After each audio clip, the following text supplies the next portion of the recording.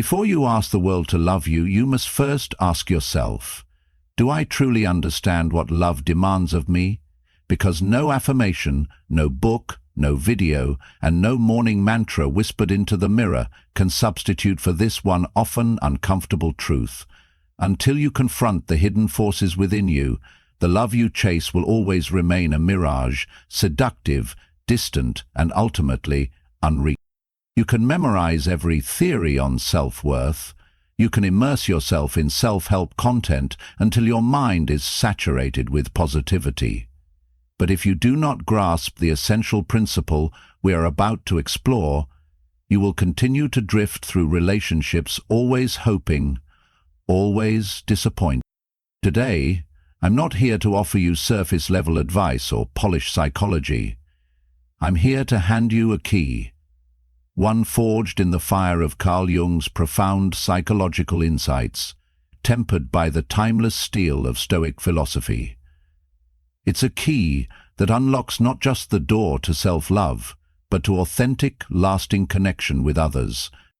What you're about to hear is not romantic, it's not soothing, but it is liberating.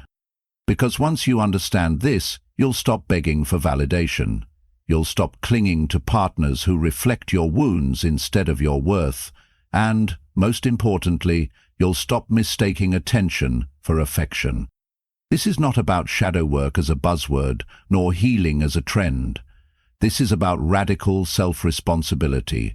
This is about the art of seeing yourself without distortion, embracing what is fractured, what is feared, what is forgotten, because what repels you in others reveals you, and what attracts you is often what you have denied in yourself. So I ask you, are you willing to look into the mirror, not the one on your bathroom wall, but the one reflected through your relationships, your rejections, and your regrets? Are you ready to meet the part of yourself that has silently sabotaged every chance at real connection? If your answer is yes, then stay, because the truth you're about to hear may unsettle you, but it will also free you. This is not just psychology, this is soul work. And no one, not even the most loving partner, the most perfect companion, will truly love you until you understand this. 1. Shadow integration and healing. Becoming whole, not perfect. You are not just the sum of your virtues, you are also the weight of everything you've suppressed.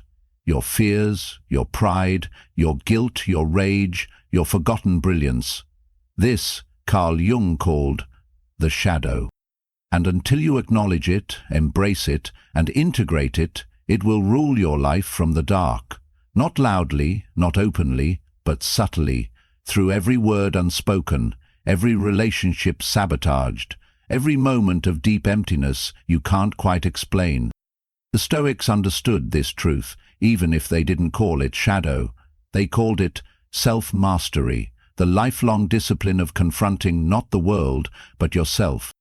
Marcus Aurelius never blamed others. Instead, he turned inward and wrote, "The impediment to action advances action. What stands in the way becomes the way. And in shadow work, what stands in your way is you, the part of you you cannot see or refuse to look at." But here's the hard truth. You cannot selectively reject parts of yourself. You cannot cut out your flaws and keep only the light, because what you reject festers, it hardens, it gains power in exile. Have you noticed how certain traits in others provoke disproportionate reactions in you? Why a simple, arrogant comment can make your blood boil, or why someone's neediness makes you instantly distant? That's not about them. That's your shadow speaking. Let's be clear. Your shadow is not just the bad in you, it's also your unused gifts, your creativity you locked away because someone once mocked it, your sensuality you buried because you were told it was dangerous, your ambition you minimized because you feared outshining others. To truly love yourself, you must love all of yourself. Not only your kindness, but also your envy. Not only your strength, but also your fragility. Not only your reason, but also your chaos. This is where healing begins, not by erasing the shadow, but by listening to it, by sitting with it in silence, by asking it, with the calm steadiness of a Stoic philosopher, "Why do you exist? What have you been trying to protect?" Because that's what the shadow does. It protects. It hides the parts of you that once felt unsafe, unworthy, or unwanted. But what once protected you now restricts you. So how do you integrate the shadow? You begin by observing your emotional reactions, as a scientist observes fire, not to be burned, but to understand the heat. When someone offends you, pause. When you feel jealousy, look closer. When shame rises, don't run, lean in. Say to yourself, "This feeling is here to teach me." It's not the enemy, it's a messenger. And when you have the courage to listen, really listen, you will begin to see the patterns. The reason you fall for emotionally distant people is because a part of you fears intimacy. The reason you chase partners who need saving is because you've ignored your own cry for help. The reason you always need to be in control is because you once felt powerless. These are not flaws, they are invitations. And like any true Stoic, your role is not to judge them. Your role is to understand, to take responsibility not as a punishment, but as a path to freedom. Yes, this work is uncomfortable, but growth is not supposed to feel good. As Epictetus reminds us, difficulties show men what they are. Your shadow shows you what you are, and what you could be. There are powerful tools you can use. Writing a letter to your shadow, thanking it for protecting you, and letting it know you are now ready to take back your wholeness. Articulating the exact traits you most dislike in others and tracing how they might live in you. Giving voice to your unspoken dreams and rage in private, safe places, so they no longer have to scream in your relationships. But none of these work without honesty. Brutal, sacred, unflinching honesty. Because only by fully embracing what you are not, just the polished parts, but the cracked ones too, can you become something deeper than good. You can become authentic, whole, free. You don't need to become perfect to be worthy of love. You need to become real. And realness, as both the Stoics and Jung would agree, begins the moment you stop hiding from the world, yes, but more importantly, from yourself. 2. Love as a journey of self-discovery, not a destination, but a mirror.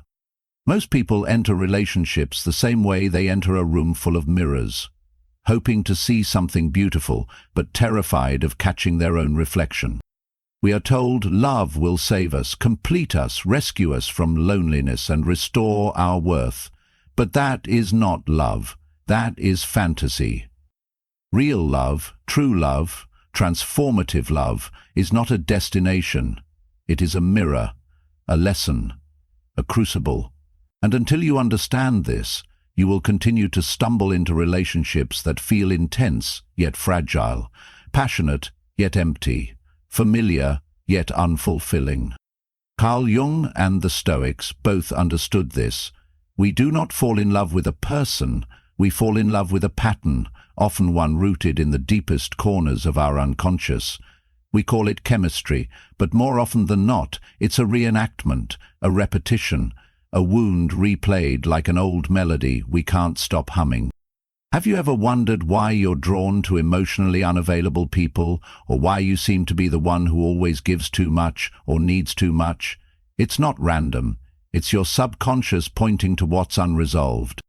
Love in its truest form is not there to make you happy. It is there to reveal you.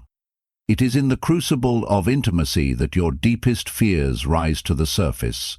Fear of abandonment, fear of inadequacy, fear of losing yourself, and it is here that the greatest opportunity lies.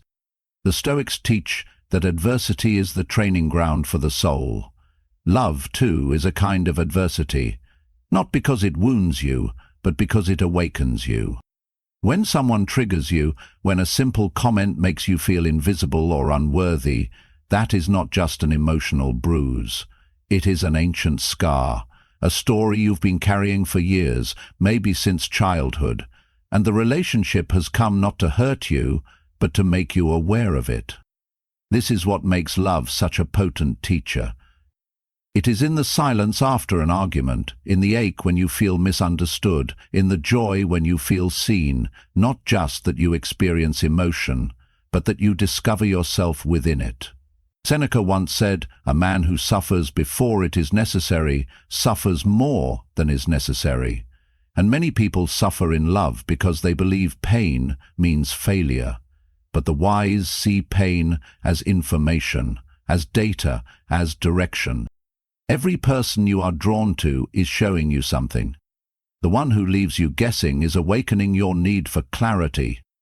The one who overwhelms you with affection is reflecting the part of you that still doubts your worth.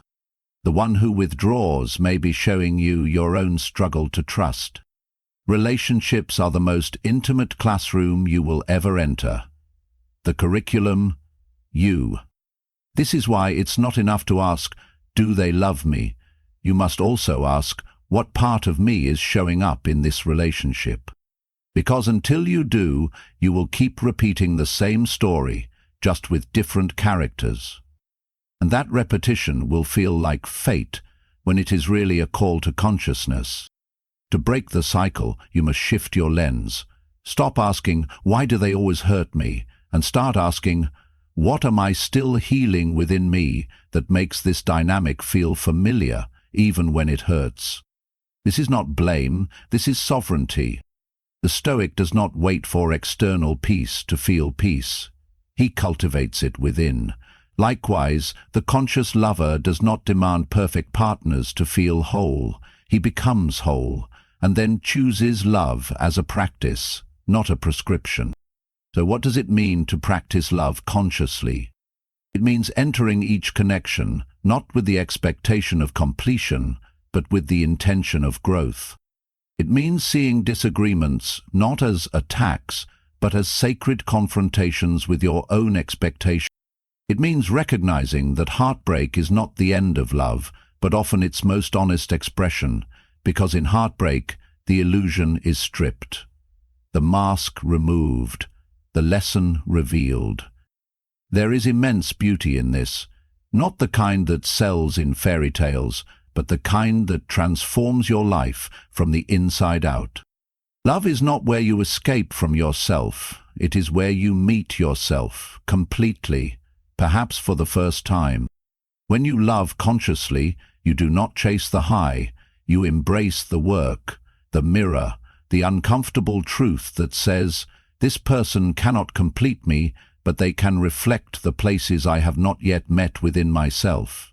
And when you love from that place, when two people stand before each other, not to fix, not to fill, but to witness and expand, then love becomes not a transaction, but a form of spiritual evolution. So I ask you, the next time love calls, will you run toward comfort? Or will you step into the fire and let it burn away the illusion, so that what remains is true, strong, and unshakably you? Because that is where love begins, not in the arms of another, but in the mirror they hold. 3. The relational mirror, your soul reflected back at you. The people who stir your emotions the most, those who make your heart race, your blood boil, or your voice tremble are not coincidences, they are not accidents, they are mirrors. Not the flattering kind, nor the ones you can turn away from. These mirrors don't reflect your appearance, they reflect your essence, especially the parts you've hidden, suppressed, or denied. In the Stoic tradition we are taught to look inward. Marcus Aurelius reminded himself daily, "You have power over your mind, not outside events. Realize this, and you will find strength." Carl Jung echoed this same truth from a different angle. What you do not make conscious will continue to rule your life, and you will call it fate. This is the heart of the relational mirror. What you admire or despise in others is often a projection of something unresolved in yourself. Pause and consider the last person who made you feel something powerful. Maybe it was someone who lit you up with excitement, or someone who enraged you with their arrogance, their coldness, their unpredictability. It doesn't matter which direction the emotion leaned, positive or negative, because both are signposts, both are feedback, both are messages from the unconscious.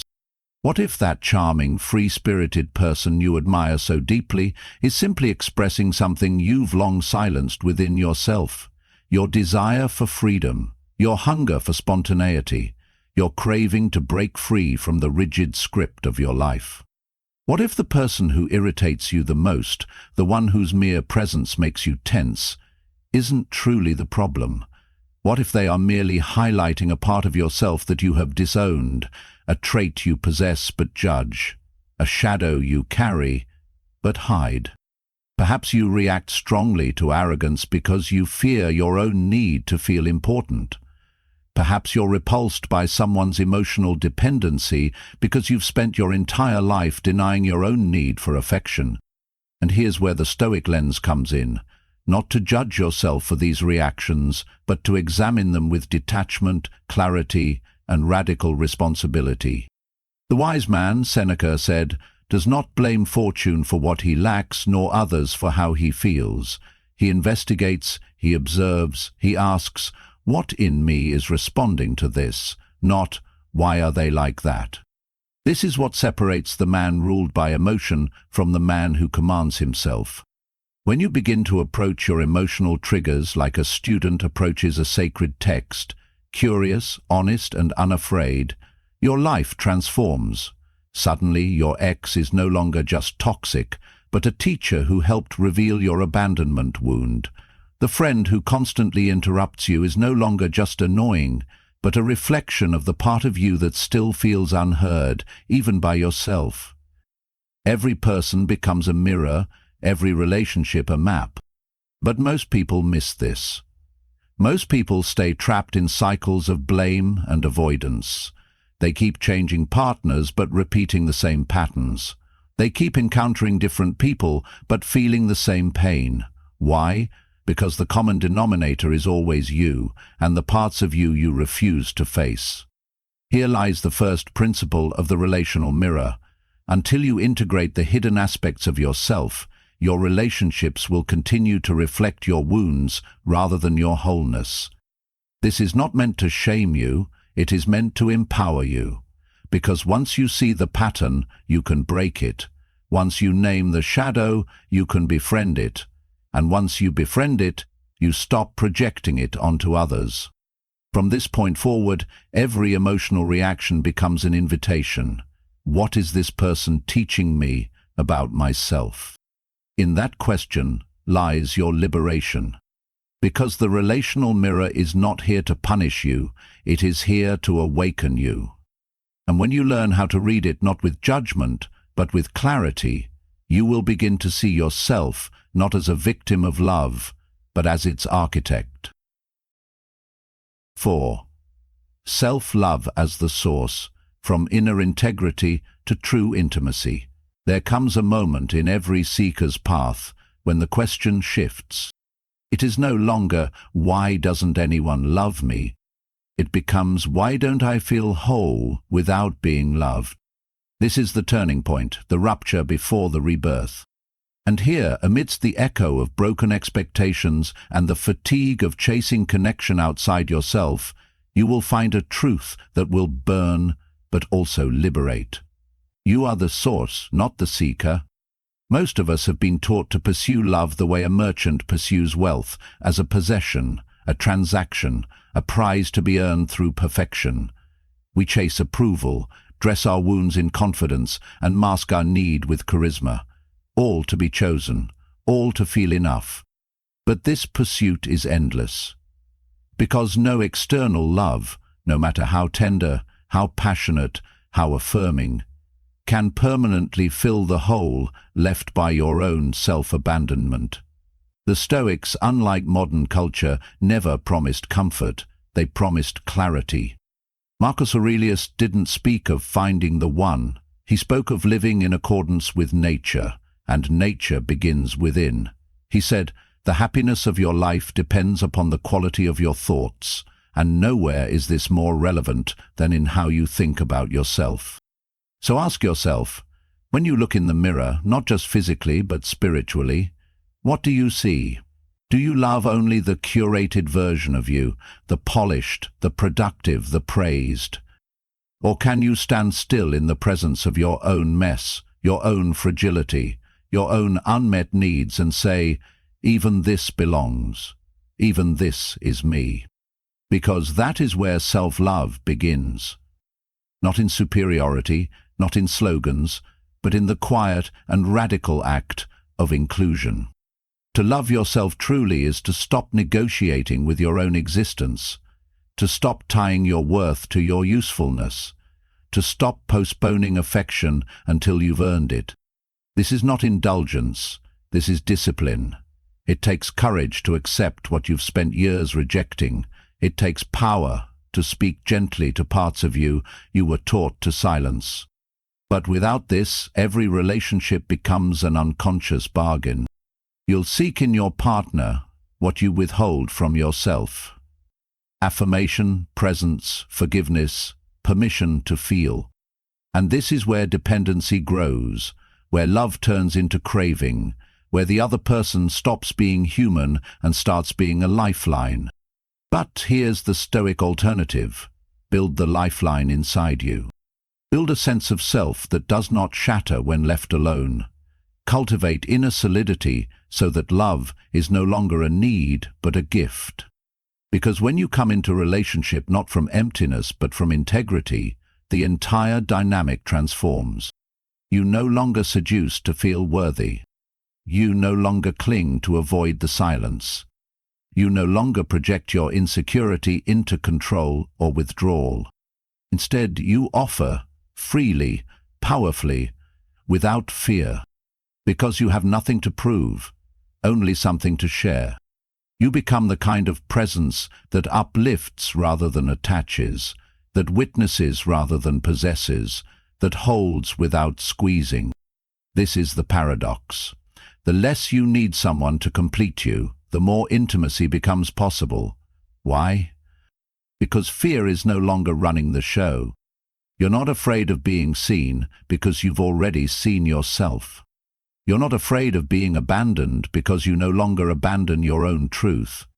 You're not afraid of being hurt because pain no longer defines your value. This is emotional sovereignty, not isolation, not arrogance, but wholeness.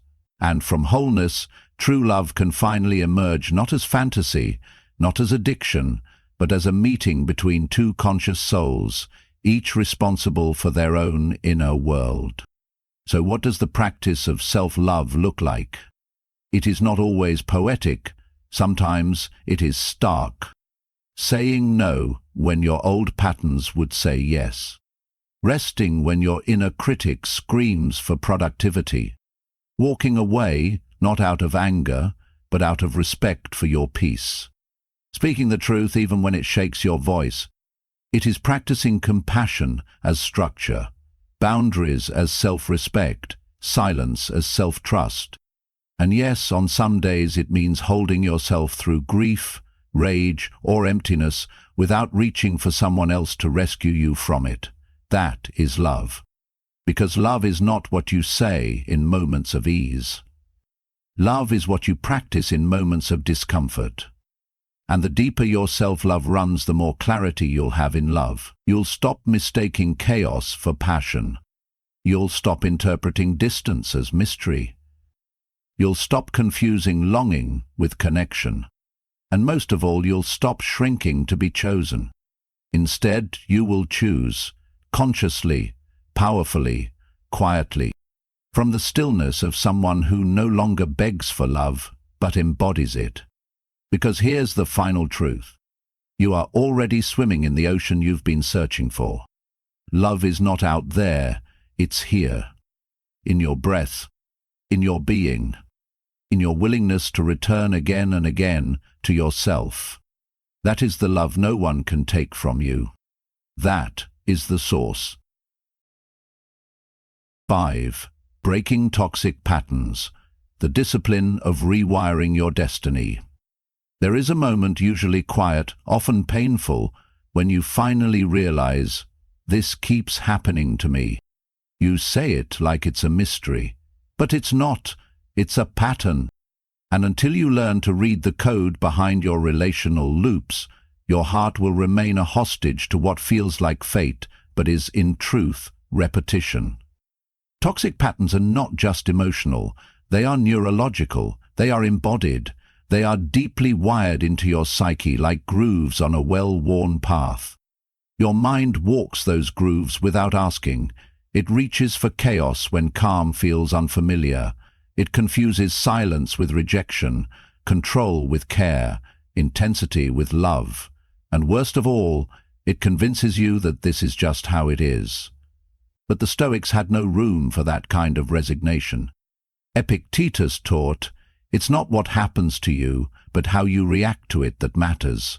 In other words, you are never the victim of your feelings, you are the architect of your responses. But to respond differently, you must first understand what you're responding from. So let us ask the uncomfortable question. Why do we repeat what hurts us?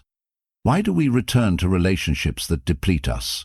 People who mirror the very pain we say we want to escape. The answer is simple and brutal, because what is familiar feels safe even when it is toxic. If, as a child, love was inconsistent, you will crave inconsistency in adulthood, not because it's healthy, but because it feels like home. If affection was tied to performance, you will exhaust yourself proving your worth to partners who never asked you to. This is not weakness, this is programming. But as the Stoics remind us, nature gives you reason, and reason gives you power. You are not bound to live out the script handed to you. You can revise the story if you are brave enough to examine it. And so the work begins with radical awareness. Take your relationship history and lay it bare like a map covered in circles. What do you see? What roles do you always play? The fixer, the chaser, the one who leaves before they can be left? Do not judge, just observe. Trace the contours of your emotional life as a Stoic would trace a sword's edge, not with panic, but with precision. Behind every toxic cycle is a limiting belief. If you keep attracting betrayal, perhaps deep down you believe you're not worth loyalty. If you keep losing yourself in relationships, maybe you believe you have nothing to offer unless you merge entirely with someone else. If you find yourself in controlling dynamics, maybe you fear your own autonomy because no one ever taught you how to stand alone. These beliefs are not facts, but they feel real, and that's what makes them dangerous. So how do we break free? First, we interrupt the automatic. You must learn to notice the pull before it becomes action. When you feel drawn to someone who mirrors your old pain, pause. Ask, what am I actually responding to here? Is it love, or is it chemistry born of dysfunction? Second, you must reconnect with your body. Toxic relational patterns are not just thoughts, they're felt. That flutter in your chest when someone plays hot and cold, that's not passion, that's anxiety. That's trauma memory. Learn to recognize it. Third, you must set boundaries not just with others, but with yourself. If you know you lose yourself in relationships, create daily rituals that anchor you to your own identity. If you know you're drawn to narcissistic personalities, make a list of behaviors you will no longer tolerate and commit to it, especially when it's inconvenient. This is discipline. This is love, forged through choice, not compulsion. Real transformation doesn't happen in a lightning bolt moment. It happens in the quiet, often boring decisions to choose differently over and over again. It happens when you call back your energy before it runs down an old path. It happens when you let a good, stable, safe relationship feel unfamiliar and give it time to become your new baseline. Because here's the paradox, healing will often feel wrong at first. If you've been conditioned for chaos, peace will feel dull. If you've been addicted to intensity, stability will feel like disconnection. If you've always been needed, being chosen without effort will feel suspicious. Don't mistake discomfort for a red flag.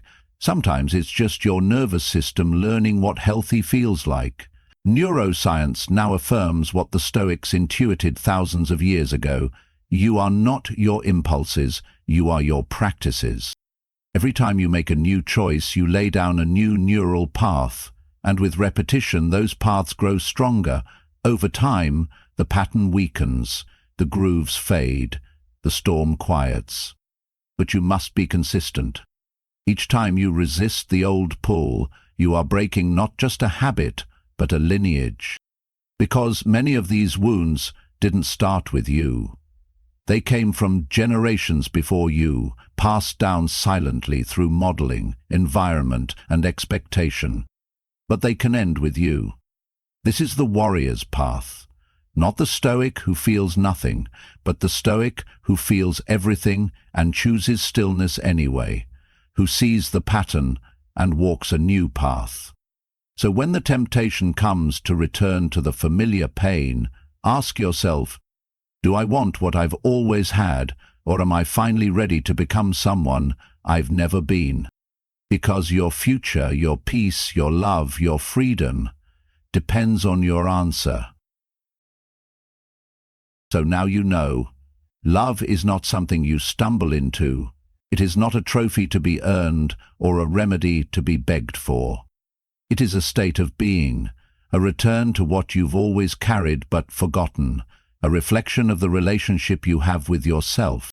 And until you truly understand this, until you stop searching and start becoming, you will remain caught in a cycle of hunger disguised as romance, chaos disguised as chemistry, and pain disguised as passion.